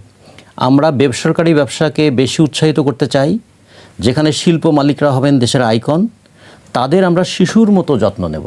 তার মানে এটা পরিষ্কার যে একটা পুঁজিবাদী অর্থনৈতিক কাঠামোকেই তারা প্রমোট করছেন, হ্যাঁ, ইন দ্য নেম অফ যাই হোক ইসলাম হোক অথবা যাই হোক। তো এখন আমরা পরের আলোচনাটায় আসি, যে একটা গণভোট হচ্ছে, গণভোটের প্রশ্নটা হতে হবে সহজ, উত্তরটা হতে হবে এক কথায়। কিন্তু আমাদের প্রশ্নটা হয়ে গেছে জটিল আর উত্তরটা হয়ে যাচ্ছে অসম্ভব। এখন যদি 48টা বিষয়কে 4টা প্রশ্নে সন্নিবেশিত করে আপনি উত্তর পেতে চান, প্রথমত এই উত্তর দেওয়ার জন্য প্রয়োজনীয় প্রচারণা, প্রয়োজনীয় শিক্ষা সেটা আমাদের আছে কিনা, 1। 2 নম্বর হলো এর সঙ্গে পরস্পর বিরোধী বক্তব্য আছে। আমরা একটু ব্যঙ্গ করে অনেক সময় বলতাম, কাউকে যদি বলা হয় যে আচ্ছা আপনি কি এখনও আপনার ঘরে আপনার স্ত্রীকে নির্যাতন করেন, হ্যাঁ অথবা না। যদি বলে হ্যাঁ, তাহলে এখনও নির্যাতন করেন, আর যদি বলে না, তার মানে আগে করতাম। তাহলে সব প্রশ্নের উত্তরকে হ্যাঁ অথবা না দিয়ে হয়। তাহলে কেউ হয়তো দ্বিকক্ষ বিশিষ্ট পার্লামেন্ট মানে না, কিন্তু পরেরটা মানে, তাহলে সে কীভাবে এখানে হ্যাঁ অথবা না বলবে? তাহলে এই যে গণভোটের নামে এমন একটা জটিল প্রশ্ন করে কুটিল মনোভাবের প্রকাশ ঘটালেন, যে এটা যে হ্যাঁ ভোট দেবে সেও নিজের সঙ্গে প্রতারণা করবে, আর যে না ভোট দেবে সে আবার জুলাই অভ্যুত্থানটাকে মানতে চাইবে না।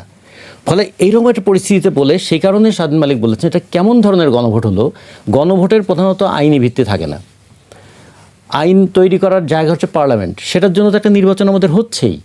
তাহলে গণভোট এবং এটা একসঙ্গে করে প্রথমত একটা জটিলতা তৈরি করা হয়েছে, দ্বিতীয়ত মানুষকে গণভোটের নামে গণবিড়ম্বনার মধ্যে ফেলে দেওয়া হয়েছে, 3 নম্বর প্রত্যেকটা মানুষকে সেলফ ডিসেপশনে বাধ্য করা হচ্ছে যে আমি যা মনে করি না সেটাই আমি বলবো। এই জন্য তিনি হয়তো এটা বলেছেন। আর যেটা বলতে চাই, আমাদের প্রায় 42,000 আমাদের ভোট কেন্দ্র আছে, ভোট কক্ষ আছে ধরেন 2,07,000-এর মতো। টোটাল ভোটার যদি ভাগ করি তাহলে আমাদের গড়ে 500-550 মতো করে ভোটার পড়ে। যদি ধরলাম 65% বা 70% ভোট যদি দেয়, তাও অন্তত 500 প্রতি কক্ষে 500 জন ইয়ে হবে। এখন এইটা পড়ে যদি তাকে ভোট দিতে হয়, প্রত্যেকে যদি 2 মিনিট করে সময় নেন, তাহলে আমাদের সময় লাগবে 1000 মিনিট। 1000 মিনিট মানে প্রায় ধরেন 15 ঘন্টা 16 ঘন্টা সময় লাগবে। জি। ইলেকশন কি 16 ঘন্টা টাইম হবে নাকি আমাদের? ফলে এমন একটা বিষয় বলা হয়েছে যে যেটা আসলে বাস্তবে অসম্ভব। তার মানে হয় কি, আগে থেকে যেমন সরকারি প্রচারণা করছেন হা ভোট দিন, আচ্ছা সরকারি যদি প্রচার করে হা ভোট দিন, তাহলে আর না ভোট রাখার দরকারটা কি ছিল? তাহলে যদি সরকারকে থাকতো তো নিরপেক্ষ, যে আপনারা ভোট দিন, ভোটটা দেবেন আপনি আপনার কনসেন্স অনুযায়ী, ভোটটা দেবেন আপনি আপনার বিবেচনা অনুযায়ী। তা না হয়ে হাঁ ভোটের প্রচারের জন্য টাকা বরাদ্দ করা হচ্ছে, হাঁ ভোট প্রচার করবার জন্য কর্মচারীদেরকে নির্দেশ দেওয়া হচ্ছে। এবং একজন আমাদের সংবিধান বিশেষজ্ঞ, যিনি আবার সংবিধান পুনর্লেখনের দায়িত্ব নিয়ে আসছেন, তিনি বলছেন এতে আইনের ব্যত্যয় হবে না। নির্বাচন কমিশন আবার বলল, কোনো সরকারি কর্মচারী যদি এই সরকারি হাঁ ভোট কিংবা না ভোট এর প্রচারের সঙ্গে যায়, তাহলে তারা দণ্ডনীয় হবেন। তাহলে কোনটা মানুষ মানবে? এই সব মিলিয়ে এমন একটা জটিল প্যারাডক্সিক্যাল সিচুয়েশন তৈরি করা হয়েছে, এটা মানলে বিপদ, ওটা মানলে আপদ। তার মানে আপনি কি ডক্টর শাহীন মালিকের সাথে একমত হচ্ছেন? আমি একমত যে গণভোট যদি সহজ হতে হয়, যেমন এর আগের গণভোটের প্রশ্নগুলো সহজ ছিল, এবার প্রশ্নটা সহজ করা যেত। কি করা যেত? আপনারা কি জুলাই অভ্যুত্থানকে সঠিক মনে করেন? জুলাই অভ্যুত্থানের পরে যে সরকার এসেছিল তাকে কি আপনারা ন্যায্য মনে করেন? জুলাই অভ্যুত্থানের পরে যে বিষয়গুলো আমাদের সংশোধন করা দরকার, সেগুলো কি আপনারা যৌক্তিক মনে করেন? এবং এই জুলাই অভ্যুত্থানের পরে গণতন্ত্রের অভিযাত্রা আরও হওয়া উচিত, সেটা কি আপনারা মনে করেন? তখনও 4টা প্রশ্ন হতে পারতো, সেখানে হ্যাঁ অথবা না দেওয়া যেতে পারতো। কিন্তু যে প্রশ্নটা করা হলো, এখন ধরুন আমি যদি পড়ি, আমার অত জ্ঞান বুদ্ধি নাই, কিন্তু আমি যদি পড়ি, আমার কাছে মনে হচ্ছে এটা তো জটিল, মানে একটা সমস্যার মধ্যে পড়ে গেলাম। এটা কোনটাতে হ্যাঁ বলবো আর কোনটাতে আমি না বলবো।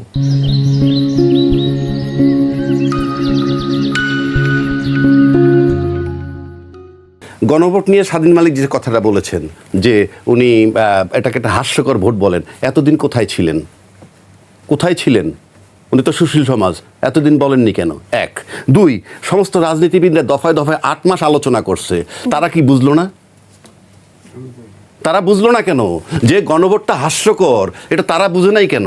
আবার জামাত বলছে আগে হবে, এরা বলছে একই দিনে হবে। ইউনূস সাহেব তো বিএনপির গুরুত্বই দিল যে একই দিনে নির্বাচন এবং গণভোট। কোথায় ছিলেন রাজনীতিবিদরা? এরা বুঝে না হাস্যকর। আর একটা কথা বলে জনগণ হানা, এতগুলো জিনিস বুঝে না। জনগণ কিছুই বুঝে না। কেন বুঝে না? জনগণ কি বাংলাদেশি জাতীয়তাবাদ বুঝে? আমি চ্যালেঞ্জ করে দিলাম। জনগণ কি বাঙালি জাতীয়তাবাদ বুঝে? বা জনগণ সংবিধান বুঝে? কারণ জনগণ গণভোট বোঝে, যদি এইগুলিতে থাকে বুঝে না, কিছুই বোঝে না। দেশ চলছে না। কারণ আপনার দায়িত্বশীল নেতা যখন বলেন কোনো দায়িত্বশীল নেতা যখন বলেন কোনো ব্যক্তি দেখে নয়, মার্কা দেখে ভোট দিবেন। এই যে মার্কার ভোট যে দেশ চলে, আর যখন নেতা বলে এরপরে এসব আলাপ চলে না। এইবার আসেন, এই সরকার গণভোটের পক্ষে প্রচার, সে বাধ্য করতে। কেন? ওনার নিজের ম্যান্ডেট নিজে নিছেন যে আমি কি করব, সংস্কার, বিচার এবং তারপরে আপনার নির্বাচন। এটা তো ওনার বক্তব্য। তো উনি এটাকে এস্টাবলিশ করবে না? অফকোর্স আপনার ইচ্ছা আছে তো, আপনি দিলে দিবেন, না দিলে না দিবেন। এইবার আসেন, পা ধরে থাকবেন। এই যে পা ধরে থাকবেন কথাটা বলছে, এটা আমার কাছে মনে হয়, আমি জানি না উনি কেন বলছেন পা ধরে থাকবেন। হয়তো বলতে বুঝেইছেন আগের সরকার যেমন করে তা না, আমরা জনগণের পাশে পাশে পাশে পাশে থাকবো, এরকম একটা প্রতীকী শব্দ হয়তো বলছেন। আমি এটা নেগেটিভ নিচ্ছি না, কিন্তু এই যে নিবেন তার সিমটম আমাকে পেতে হবে। আজকে পর্যন্ত আমরা জানতে পারলাম না what is the plan after taking over, কি করবেন তার প্ল্যান। আর যেগুলো পাইছি এগুলো বাস্তবসম্মত নয় একটাও। জি, আরও একটি প্রশ্ন রয়েছে। দেশে রাজনীতি টিকিয়ে রাখতে আওয়ামী লীগের পুনর্বাসন চেয়ে ফেসবুকে পোস্ট দিয়েছেন সিলেট জেলা বিএনপির নেতা মোহাম্মদ আকবর হোসাইন। তিনি বলেছেন আওয়ামী লীগ ছাড়া নির্বাচন জমে উঠছে না। আপনার কাছে কি মনে হয় তিনি এ ধরনের কথা কেন বলছেন, এবং এ ধরনের কথা আরও অনেকেই বলছেন, তারা কেন বলছেন? সেজন্যই আপনার আরও একজনে বলছে এরকম, আমি নামটা মনে নাই, সে বলছে যে বিএনপি যদি ক্ষমতায় যায় তাহলে অল্প সময়ের মধ্যে একটা মধ্যবর্তী নির্বাচন করবে, ইনক্লুসিভ নির্বাচন, সেটাও বলেছে। তা আমার কাছে মনে হয় বিএনপি ক্ষমতায় যাওয়া বর্তমানই আপাতত যেটা দেখতেছি, আর সমস্ত বয়ানে মনে হচ্ছেই যে আওয়ামী লীগ বিরোধী একটা শক্তি হলো অন্যতম এনসিপি, আর জামাত তো আছেই তাদের একটা প্রতীকী তাদের বিরোধী, নাইলে এদেরকে নিয়েও তারা কোলে তুলে রাখছে অনেক সময়। তো এই যে এনসিপি যাদের সবচেয়ে বিরোধী শক্তি আওয়ামী লীগের, সেই হিসাবে আওয়ামী লীগকে তাড়াইছে, তাতে এনসিপি সবার বন্ধু হওয়ার কথা ছিল, অন্যান্য দলের তারা বন্ধু হয় নাই। এখন আওয়ামী লীগের পক্ষে, ফ্যাসিজমের পক্ষে যারা কথা বলবে, এটা ন্যাচারালি এতে বোঝা যায় যে এই যাদের পক্ষে বলতেছে তারা ক্ষমতা আসলে আওয়ামী লীগ পুনর্বাসিত হবে এবং আওয়ামী লীগের বিরুদ্ধে যে সমস্ত মামলা দণ্ডটণ্ড হয়েছে আমার ধারণা সেগুলা কার্যকর হবে না। জি, আপনাকে ধন্যবাদ। আমি একটি ছোট্ট প্রশ্ন রাখতে চাই জনাব এম এ আজিজের কাছে, একটু ছোট করে একটু সময় চেয়ে নিচ্ছি। এই সময়ে এসে, অন্তর্বর্তী সরকারের শেষ সময়ে এসে আমরা দেখতে পাচ্ছি নানান রকমের চুক্তির হিড়িক। আপনার কি মনে হয় এই যে শেষ সময়ে এসে অন্তর্বর্তী সরকার নানাবিধ চুক্তি করছে, এতে কি দেশকে কোনো জালে বেঁধে ফেলা হচ্ছে কিনা সেটি জানতে চাই। এবং আপনার যদি মনে হয় যে না, অন্তর্বর্তী সরকার যেটি করছে সেটি ভালোর জন্য করছে, তাহলে সেটি কেন ভালোর জন্য মনে হচ্ছে আমাদের জানাবেন। ইলেকশন 7 দিন পরে, এখন গোপন চুক্তি, অনেক প্রতিষ্ঠান, অনেক প্রজেক্ট, এগুলো এটার দেখেই মনে হয় যে ইলেকশন হয়তো ঠিক সময় হবে না। এটা সম্পর্কে অনেক কথা আছে, কারণ ইলেকশনে দেখেন গণপরিষদ, আমি মনে করি গণভোট এটা আইনগতভাবে অবৈধ, অবৈধ অবৈধ। এবং ওখানে গণপরিষদের যে গণপরিষদ কি জুলাই সনদ যেটা বলা হয়েছে, সেখানে বলা হয়েছে এই গণপরিষদ এবং গণভোটের যে রেজাল্ট একই সাথে সংস্কার করা হবে এবং এটা সংসদে যাইতে লাগবে না, এবং এটার সময় লাগবে 180 ওয়ার্কিং ডেজ, অর্থাৎ প্রায় 7 মাস। এরপরে 1 মাস পরে আপনার সংসদ হবে, ওত নেবে। তা আপনি বলেন তো দেখি, এই 7 মাস, 7.5 মাস ইলেকশনের রেজাল্ট হয়ে যাবে, জামাত জিতুক আর বিএনপি জিতুক, এটা আঙুল চুষবে বসে? এই বিদেশি সরকারকে রাখবে? দেশে অস্থিরতা কি তাই হবে? কি মনে হয় বিদায়ী সরকারের এমন সব গুরুত্বপূর্ণ সিদ্ধান্ত না নিয়ে এটা সম্পূর্ণ বিদেশি এজেন্ডা বাস্তবায়ন করতেছে। উত্তরায় দিয়ে বাড়িতে যান, অর্ধেক জায়গা দখল করে নিচ্ছে ইউনিস একা, তার ইউনিস মেডিকেল, ইউনিস নার্সিং হোম, অমক সমক, যান আপনি যান, এগুলো সব বাস্তবায়ন করতে। ধরেন সবচাইতে পোর্টের আপনার সবচাইতে ভায়াবলটা এটা লিজ দিয়ে দিয়েছে বিদেশের কাছে। আপনি বলেন, আবার ফেনীতে আপনার ওখানে অস্ত্র কারখানা চীনের সাথে ড্রোন করছে, এগুলো কি চুক্তি করছে? এগুলো গোপন রাখে কেন? তারপরে বিমানের বোর্ডে 3 জন উপদেষ্টা ঢুকায় দিছে, কারণ কি? এগুলো সবই এই সরকারের উদ্দেশ্য খারাপ। এই সরকার নির্বাচন দিতে চায় না, এরা ল্যাং মেরে বিদায় হবে দেশ থেকে, ল্যাং মারা খায়। জি, আপনাকে ধন্যবাদ। আমি জনাব রাজিকুজ্জামান রতনের কাছে একটু যেতে চাই, আপনার কাছে একই প্রশ্ন রাখতে চাই। এই যে এত চুক্তি দেখতে পাচ্ছি, এত সিদ্ধান্ত দেখতে পাচ্ছি, এটি এই সরকার না নিয়ে পরবর্তী সরকারের জন্য অপেক্ষা করা যেত কিনা? অবশ্যই একটা নির্বাচিত সরকারেরই তো এটা করার শোভন ছিল, কিন্তু আমার মনে হলো যে এই সরকারের বোধহয় কমিটমেন্ট আছে, যে কারণে সেটা চট্টগ্রাম বন্দরের মানে container terminal, new mooring container terminal বলি, অথবা আমাদের পানগাঁও বলি, অথবা আমাদের লালদিয়া বলি, যে দিয়ে দিলেন, বা সেটার উদ্দেশ্য কি? 35 সালে বিমান আমি পাবো, তার জন্য এখনই চুক্তি করার দরকারটা কি? আর আমাদের কি এই সময় সামরিক যুদ্ধ মানে হেলিকপ্টার বেশি দরকার, না আমাদের চিকিৎসা, শিক্ষা, আমাদের কর্মসংস্থানের জন্য বিনিয়োগটা বেশি দরকার? আচ্ছা, আমাদের যাওয়ার 3 দিন আগে এক্সক্লুসিভ বাণিজ্য চুক্তি করাটা কি খুব দরকার? 3 দিন পরে না নির্বাচন? তারপরে মনে হলো যাওয়ার আগে তাড়া পড়ে গেছে, এত কিছু বিষয় তারা যাবেন, কিন্তু যাওয়ার আগে দেশটাকে এমনভাবে আষ্টে পিষ্টে বেঁধে রেখে দিয়ে যাবেন যাতে পরবর্তী সরকার আসলেও আর ভালোভাবে কাজটা করতে না পারে। আমরা এই উদ্দেশ্যটাকে খুব ভালো মনে করি না। 12 তারিখে নির্বাচন হচ্ছে, এটা অপেক্ষা করা খুবই শোভন ছিল এবং প্রয়োজনীয় ছিল। কি কি কাজ করেছেন সেগুলো আমি এখন ব্যাখ্যা করতে চাই না, সেটা একটা জিনিস শুধু বলতে চাই যে শাহদ্বীন মালিক কিন্তু শুরু থেকে বলেছিলেন গণভোটটা অপ্রয়োজনীয়।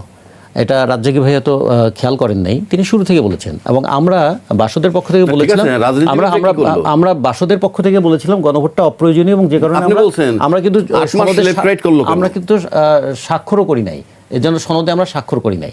কিন্তু অদ্ভুত ব্যাপার হলো কি, সনদে এনসিপি স্বাক্ষর করে নাই, সে আবার চিৎকার করছে। আর জামাত ইসলাম স্বাক্ষর করলো সনদে, কিন্তু নারী প্রার্থী 5% দেওয়ার কথা সনদ অনুযায়ী একজনকেও দেয়নি। ফলে এরা কেউই কিন্তু সনদকে আসলে গুরুত্ব দিচ্ছে না, সনদটাকে তাদের প্রয়োজনীয় জিনিসও মনে করে না। তারা মনে করে একটা কাগজে স্বাক্ষর করা দরকার, তাই করেছি। বাস্তবে তারা প্রত্যেকে নিজের এজেন্ডা নিয়েই চলছে, সেটা ক্ষমতা। অন্তর্বর্তীকালীন সরকারও যেমন চলছে, আর যারা এটা নিয়ে খুব বেশি কথা বলছেন তারাও চলছে। কিন্তু আমাদের দুর্ভাগ্য এত বড় একটা অভ্যুত্থানের পরে মানুষ কি তাহলে এই কথাটাই বলবে যে আমরা ভুল জায়গায় বিশ্বাস স্থাপন করেছিলাম? আর মাত্র 8 দিন বলতে পারি আমরা, এরপরই বিদায় নেবে অন্তর্বর্তীকালীন সরকার, এবং তাদের নিয়ে নানান রকম কথা রয়েছে। কেউ বলছেন তারা ভালো কাজ করেছেন, কেউ বলছেন তারা যে এক্সপেকটেশন ছিল সেটি পূরণ করতে পারেননি। আপনার কাছে কি মনে হয় অন্তর্বর্তী সরকার সাধারণ মানুষের বা জনসাধারণের প্রত্যাশা পূরণ করতে পেরেছেন কিনা? আর আপনার কাছে কোনো কারণে মনে হয় কিনা যে এই সরকার ইতিহাসের সফলতম সরকার?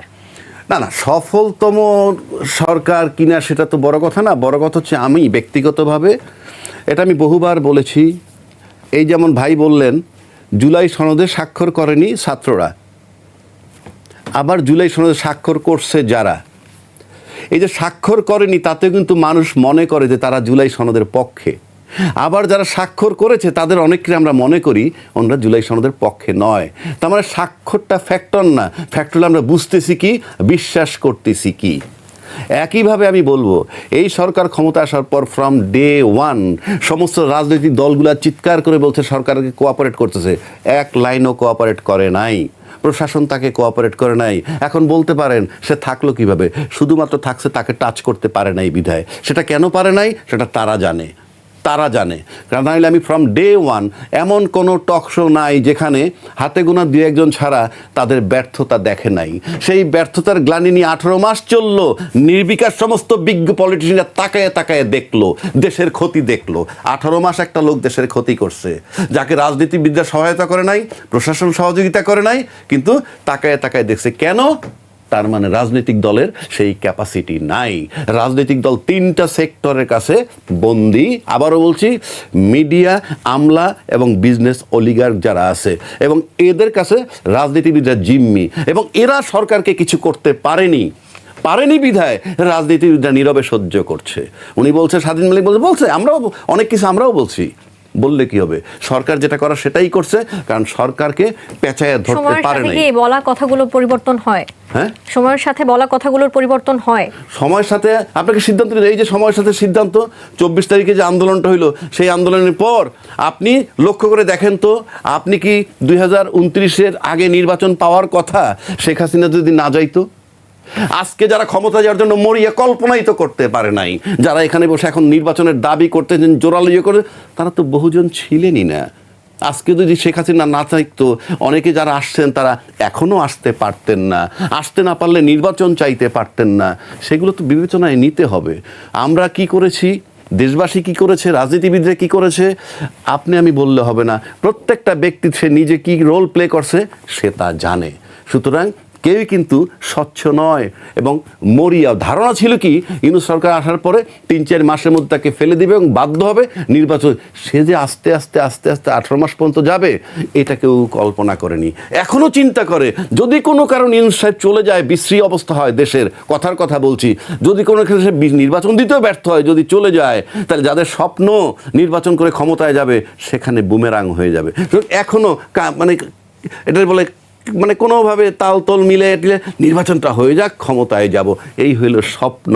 রাষ্ট্রের স্বপ্ন নাই, তাহলে রাজনীতিবিদদের সন্তান নাতিরা 90% দেশের বাইরে থাকতো না, তাহলে তারা দেশে থাকতো। দেশটাকে আপনারা গড়তে পারেন নাই যেখানে আপনার সন্তান এবং আপনার নাতিরা বসবাস করতে পারে। এটা রাজনীতিবিদরা তৈরি করতে পারেননি বিধায় তাদের সন্তান নাতিরা বাইরে থাকে। এখন আবার কারো আত্মীয়স্বজন একজন এসে চিবিয়ে কথা বলছেন, ব্যাড টাইম হলে আবার চলে যাবেন, because they are settled abroad. আরো একটা প্রশ্ন রাখতে চাই যে ভোটের কিন্তু আর খুব বেশি দিন সময় নেই, কিন্তু এই সময় এসে বেশ অনেক সাংবাদিক রয়েছেন যারা এছাড়াও রাজনৈতিক দল রয়েছেন, রাজনৈতিক বিশ্লেষকরা রয়েছেন, কিছু আমি বলছি সবাই নয়, তারা গণভোট, সংসদ নির্বাচন এই দুটি নিয়েই অনিশ্চয়তা প্রকাশ করছেন, আশঙ্কা প্রকাশ করছেন, এবং অন্তর্বর্তী সরকারের যে নিরপেক্ষতা সেটি নিয়ে প্রশ্ন রয়েছে তাদের মনে, তারা সন্দেহ প্রকাশ করছেন। আপনার কাছে কি মনে হয় এই যে তারা উদ্বিগ্ন বা তাদের মনে এত প্রশ্ন, এটি কেন? থাকতে পারে। এই কারণে আমি তো বললামই শুরুতে যে লোকটাকে আমরা কি বলে সুদখোর বলছি, এনজিও সরকার বলছি, টক শোতে অথর্ব বলা হয়েছে, যারা বলছে I hate them like any, আপনি অথর্ব বলতে পারেন না একটা লোকরে। আপনি ইউনূস সাহেব চলে যাক, সাথে সাথে বাক স্বাধীনতা চলে যাবে। অন্তত কোনো রাজনৈতিক নেতার টপের নেতাদের কোনো সমালোচনা আপনারা করতে পারবেন না। তো এখন এই যে আপনি যেটা বললেন ইউনূস সাহেবরে বলতে পারছে সবাই, এবং এই বলতে পারতেছে কেন, ইউনূস সাহেব বলে বলতে পারছেন। তারপর প্রশ্নটা আমি হারাই ফেলাইছি, আপনি কি বললেন জানি ফাঁকে কি প্রশ্ন করলেন? কেন উদ্বিগ্ন তারা? হ্যাঁ, উদ্বিগ্ন এই কারণে যাকে মনে করছিলাম 3 মাসে ফেলে দিব কিংবা সে চলে যেতে বাধ্য হবে, সে একেবারে এমনভাবে ঘুরাইছে, আহা কি সুন্দর খেলা। প্রতিদিন সকালে উঠে সবাই যায় কোথায়? তারা কিন্তু এটিও বলছে যে নির্বাচন নাও হতে পারে, তাদের মনে আমি সেটাই বলছি, প্রতিদিন সকালে উঠে সংস্কার কমিশনে যায়, দেশের সংস্কার করবে। কয়টা লোকে? 30টা দলের 60 জনে। এবং ইউনূস সাহেব সেটা দেখাইছেন 8 মাস করে, ফাইনালি গণভোটে আসলো, আবার ফাইনালি সরকারকে দায়িত্ব দিল। 18 মাসেও যখন নড়ছেন না, তখন তাদের নানান সন্দেহ হইতেও পারে। সুতরাং সে কারণে তারা চিন্তিত, সন্দিহান, যে যাকে 3 মাসে চলে যাওয়ার কথা আজকে চলতেছে, এখনও কেউ কিছু বলতে পারতেছে না। তার সামনে গিয়ে সবাই নার্ভাস, তার সামনে গিয়ে সবাই তার সামনে গিয়ে কেউ কিছু বলতে পারে না। এবং ইউনূস সাহেব বলছেন অনেকবার, কেন বলতে পারে না? এটা তাদের ব্যর্থতা, আর তাদের ব্যর্থতা, তারা বলতে পারে না। উনি এমনও বলছেন যে আমার সাথে এসে সামনে এসে সবাই আমার সাথে একমত থাকে, এখান থেকে বের হয়ে গিয়ে একজন এক রকম মতামত দেন, এবং উনি কোনো কথা বলেন না। এটা বলছে মান্না ভাই, বলছেন আমাদের যে ওনার টিচার ছিল, বলছে যে উনি কোনো কথা বলেন না, অ্যাসেস করা কঠিন। তো যেহেতু সে এত কিছুর পরেও 100 ভাগ প্রতিকূল অবস্থার মধ্যে সে 18 মাস পার করে আসছে, শুধু যতক্ষণ পর্যন্ত নির্বাচন না হয়, যতক্ষণ পর্যন্ত সে চলে না যায়, অতক্ষণ পর্যন্ত সন্দেহ থাকতেই পারে। জি, ধন্যবাদ আপনাকে। এবার আমি রাজিকুজ্জামান রতনের কাছে আরো একটি প্রশ্ন রাখতে চাই। বিভিন্ন জায়গায় আমরা দেখতে পাচ্ছি যে ভোটারদেরকে টাকা দেওয়া হচ্ছে, বিকাশ নাম্বার নেওয়া হচ্ছে, এবং আমরা দেখতে পেয়েছি যে এ কারণে অনেককে জরিমানাও করা হয়েছে। আবার দেখতে পেয়েছি যে লক্ষ্মীপুরে একটি কম্পিউটারের দোকানে 6টি অবৈধ সিল সহ একজন ব্যবসায়ীকে আটক করা হয়েছে।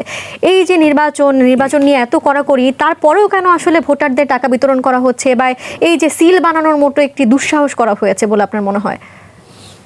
নির্বাচন হচ্ছে গণতান্ত্রিক ব্যবস্থার অঙ্গ, কিন্তু গণতান্ত্রিক সংস্কৃতিটা যদি না থাকে তাহলে নির্বাচন তো আর গণতান্ত্রিক হবে না।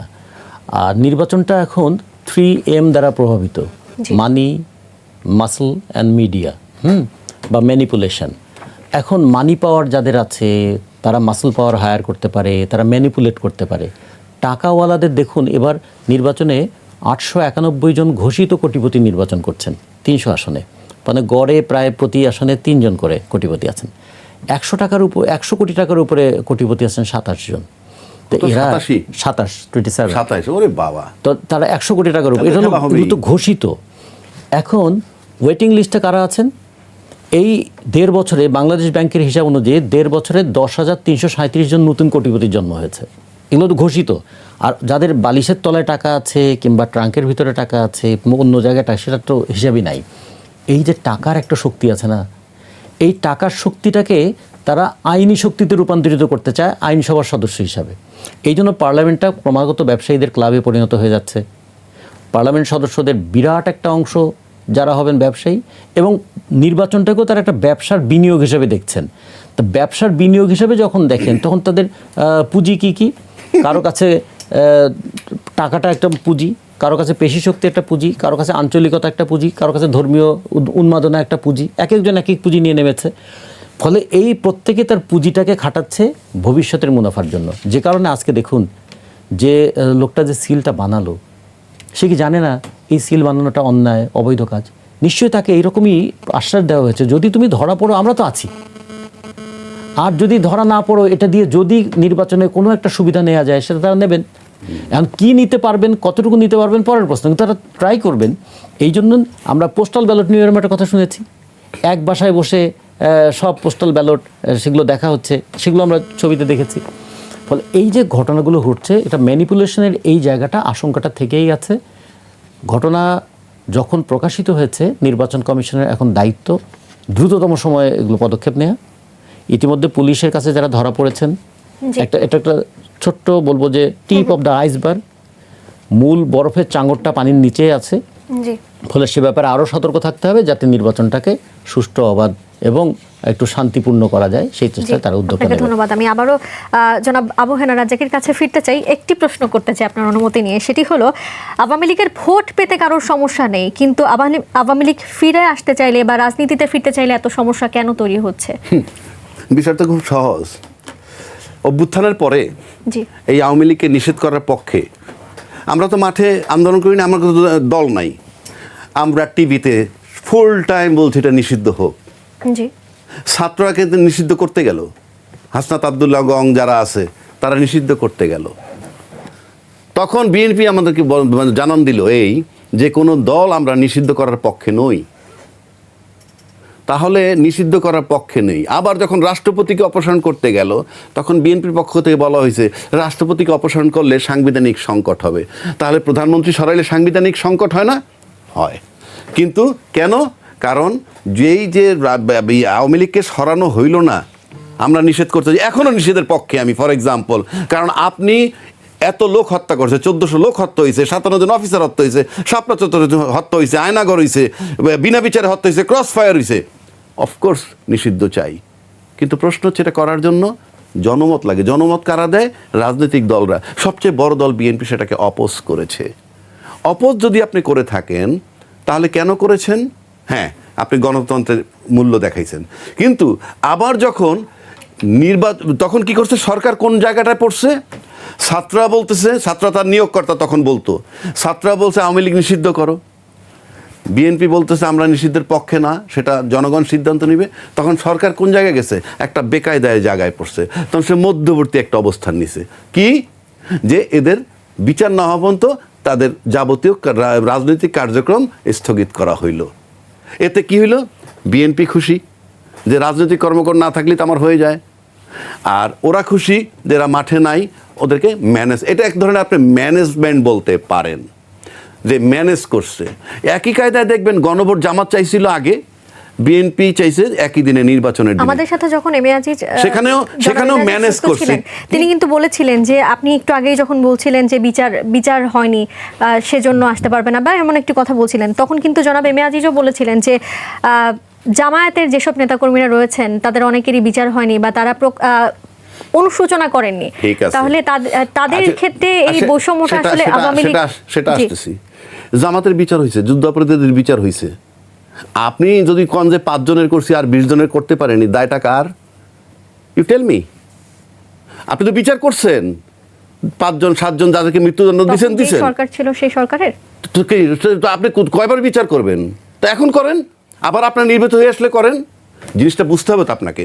আপনি তো যুদ্ধাপরাধীদের বিচার করেছেন, তখন কি যুদ্ধাপরাধী খুঁজে পান নাই না কি করেছেন? গেল, সেই বিচারে আমি যাচ্ছি না। আপনি যে প্রশ্নটা করছেন সেইখানে এবার আমি আসি। এই যে আওয়ামী লীগের নিষিদ্ধ করা হইল না, সেই আওয়ামী লীগ 25-30-35% রিপ্রেজেন্ট করে। তা আপনারা যেহেতু নিষেধ করলেন না, নিষেধ করায় সহযোগিতা করলেন না, আবার ভোটের মাঠে গিয়ে কি বলতেছেন যে আমাদেরকে যদি জয়যুক্ত করেন আপনাদের দিকে আমরা খেয়াল রাখবো। তার মানে ফ্যাসিজমের শক্তির পক্ষে আপনি খেয়াল রাখবেন। ফ্যাসিজমের লোকের, আমি এখানে আপনাকে একটু তথ্য দিতে চাই। হ্যাঁ। ইশতেহার মোড়ক উন্মোচন অনুষ্ঠান যেটি ছিল জামায়াতের, সেখানে দলের আমির জানিয়েছেন যে প্রতিশোধের রাজনীতিতে বিশ্বাস করি না, সবাইকে ক্ষমা করে দিলাম। এতে রাজনৈতিক বিশ্লেষক যারা রয়েছেন তারা বলছেন যে আওয়ামী লীগের নেতাকর্মীদের সাধারণ ক্ষমতায় আনার যে ইঙ্গিত সেটি দেওয়া হয়েছে। ভালো ভালো, আমি সেটাও বলছি। এই কথা আপনি তো এখন ইশতেহারে বলছেন। জামাত বলছে এটা যখন ওই অভ্যুত্থানের পর মাস 2 মধ্যেই উনি বলছেন যে আমরা প্রতিহিংসার রাজনীতি করি না। তবে যদি ব্যক্তিগতভাবে কেউ অভিযোগ করে জামাতের পক্ষ থেকে যে ফ্যাসিজমের এই শক্তি